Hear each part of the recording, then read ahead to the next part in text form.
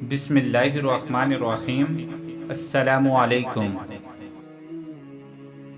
اللہ پاک نے جب روح کو حضرت آدم علیہ السلام کے جسم میں داخل ہونے کا حکم ارشاد فرمایا تو روح نے عرض کیا کہ یا اللہ پاک، یہ جگہ نہایت ہی گہری اور اندھیری ہے۔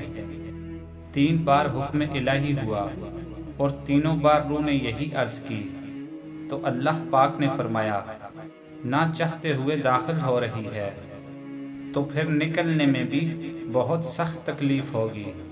یہی وجہ ہے کہ جب انسان کے جسم سے روح نکلتی ہے تو سخت تکلیف ہوتی ہے۔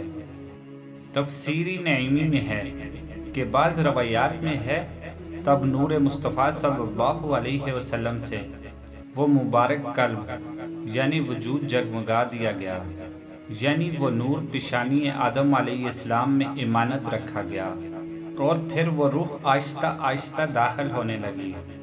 مزید ویڈیوز دیکھنے کے لیے ہمارے چینل کو سبسکرائب کیجیے۔ شکریہ۔